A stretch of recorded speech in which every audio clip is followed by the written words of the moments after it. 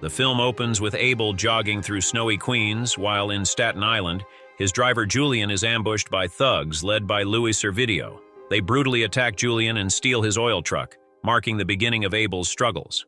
Abel and his wife, Anna, visit their company yard to seal a high-stakes deal, exchanging $700,000 in cash for a property crucial to their business expansion. Joseph, a Hasidic leader, reminds Abel he has 30 days to finalize the deal or lose everything. Determined, Abel envisions the future of his growing business. At home, Abel's plans are disrupted by news of the stolen truck.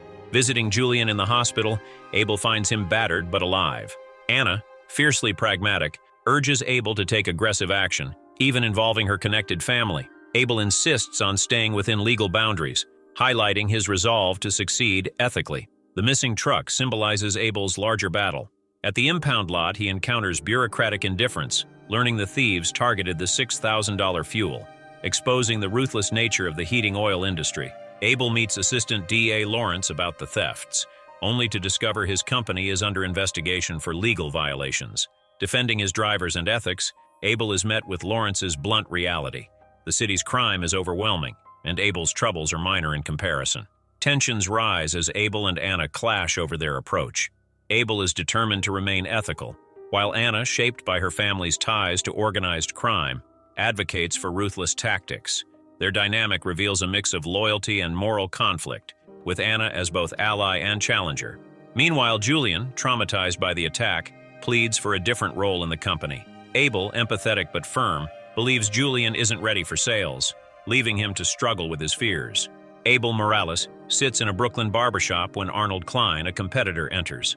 Arnold congratulates Abel on securing a key site but reminds him he has just 30 days to close the deal. He hints at the struggles Abel's father faced in the business, to which Abel calmly replies, "Any new market is a tough one," before leaving. Later, Abel narrowly avoids being hit by moving trucks during a morning jog, his new home's belongings arriving. He and his wife Anna unpack and toast to their fresh start. At his daughter's soccer game, rival Peter Forente approaches, casually mentioning recent robberies and seeing Abel's trucks in his neighborhood. Abel brushes it off, citing new accounts, but Peter's "welcome to the neighborhood" feels more like a warning. Abel's lawyer, Andrew Walsh, brings alarming news.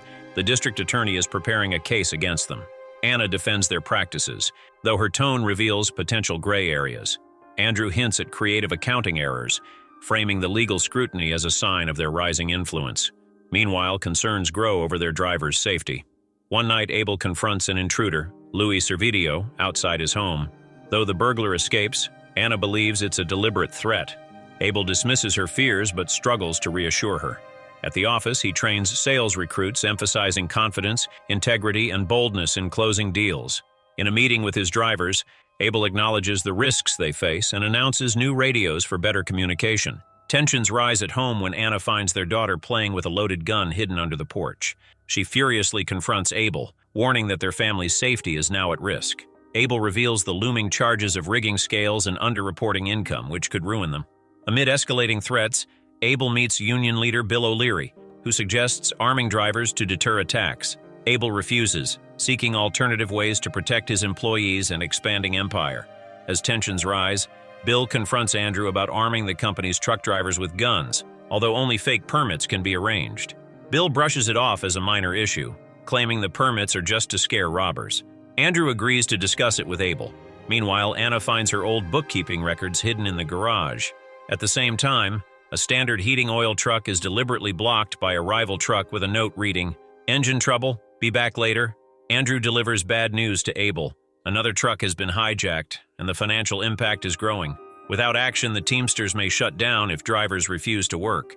Andrew pushes for arming drivers with handguns, but Abel hesitates, fearing the risks if someone gets hurt, especially since his life savings are tied to a critical deposit. To keep the bank on their side, Abel and Anna meet with its president over dinner. They assure him they can pay any fines and stay profitable.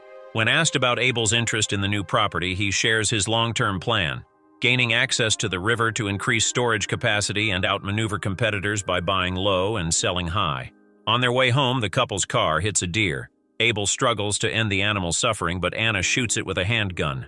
Back at home, tensions rise as Abel confronts Anna about the unlicensed weapon, accusing her of being reckless. Anna defends her actions, asserting her need to protect their family. The next day, during their daughter's birthday, the police arrive with a search warrant. Abel exits quickly while Anna stalls, ensuring guests leave discreetly. The couple hides sensitive files under the deck before the search begins. Outside, Anna confronts Assistant DA Lawrence, defending her husband's integrity and warning him not to disrespect them again. The following morning, Abel mentors a young sales trainee on the power of eye contact. Meanwhile, Julian, a driver returning to work after an ordeal, confesses his fear.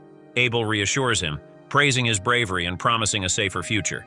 The tension heightens as Alex arrives in Queens for a sales appointment with a woman in her 40s. Things escalate when her husband unexpectedly appears and asks Alex to inspect the exhaust chimney. In the basement, Alex is ambushed and knocked unconscious. Simultaneously, Julian drives an oil truck across the 59th Street Bridge and senses danger as thugs close in on him. Panicked, Julian calls for help on the CB radio, warning of the threat. He retrieves a hidden handgun and confronts the thugs, igniting chaos. Gunfire erupts, oil spills from the truck, and the scene spirals out of control.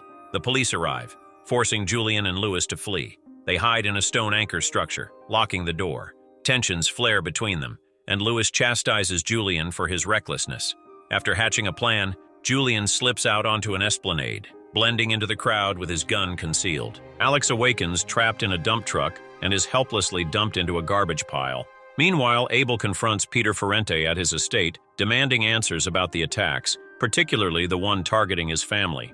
Peter reflects on his gangster father's past and promises to organize a meeting of major oil storage operators. As Abel leaves, he overhears the CB radio news about the bridge incident and Julian's abandoned truck. He later meets ADA Lawrence, who pressures him to surrender Julian, threatening legal trouble. Abel faces another blow when the bank denies his loan application, citing misconduct in the gunfire incident. Despite Abel's protests, the bank president remains firm. Alex arrives, battered, adding to the stress. At home, Anna is distraught, desperate to find Julian and clear Abel's name. Abel shares the grim news about the loan, leaving the couple just 2 days to secure funds. Later, Andrew finds Julian and brings him to Abel. Abel offers him a lawyer but plans to turn him in. Julian bolts, disappearing into the night. Abel's journey hits a critical point as his business faces mounting threats. Desperate, he meets Joseph to request an extension on a vital deal. Joseph reluctantly grants 3 extra days. Meanwhile, Andrew, Abel's loyal ally, meets Assistant DA Lawrence, who warns that Abel's troubles are drawing unwanted attention. Lawrence hands Andrew a plea deal for Abel involving a felony charge, but Abel rejects it outright. As pressure mounts, Abel seeks Julian's wife, pleading in Spanish for her help in convincing Julian to surrender. Abel then negotiates a $500,000 loan with Lorraine Lefkowitz to secure his terminal.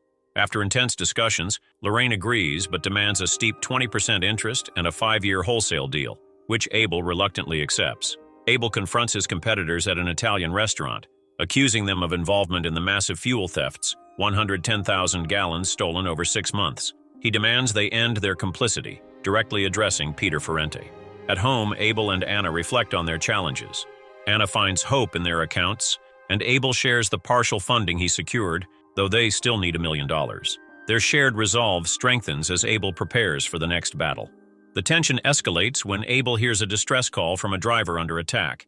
He rushes to the scene, leading to a high-speed chase through industrial streets and tunnels. The pursuit ends in a crash, with the attacker, Louis Servideo, fleeing on foot.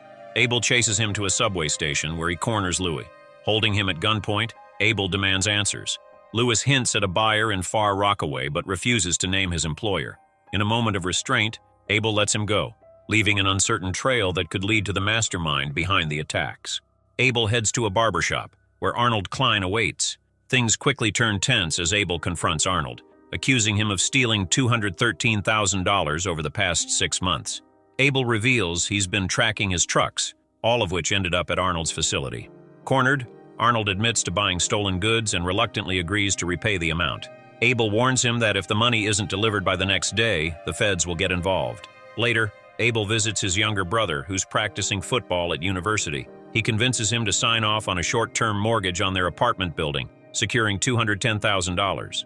Next, Abel meets Peter Ferrante to request a $600,000 loan. While Peter admires Abel's business acumen, he cautions him about the risks. Failing to repay could attract dangerous people. Peter advises him to think it over. At home, Abel discusses the day's events with his wife, Anna. Struggling with the idea of compromising his principles, Abel admits the loan would entangle him with gangsters. Anna reveals a secret. She's been skimming money from the company since 1971 and has saved $600,000. She offers it to replace Peter's loan, but Abel hesitates. Anna reminds him that her financial foresight has been crucial to their success. After much contemplation, Abel decides to use the hidden funds. The deal is finalized the next day.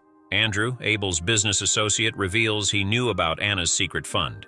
The trio visits their newly acquired property, but the celebration is cut short when Julian, a desperate employee, confronts them with a gun. Overcome with despair, Julian asks them to care for his family before tragically taking his own life, leaving a gruesome scene behind. A DA Lawrence arrives to investigate the suicide. He recognizes Abel and taunts him about his efforts to track down hijackers. When asked about the deal, Abel deflects, insisting he's committed to doing what's right. Lawrence acknowledges Abel's growing power and influence, hinting at the political leverage the new property could provide. As they gaze across the East River toward New York City, Abel reaffirms his commitment to his principles. Lawrence, however, leaves him with a loaded, "I hope so." Hope you enjoyed watching this video. If you did, please give it a thumbs up, share your thoughts in the comments below, and subscribe to our channel for more great content. Thank you for watching.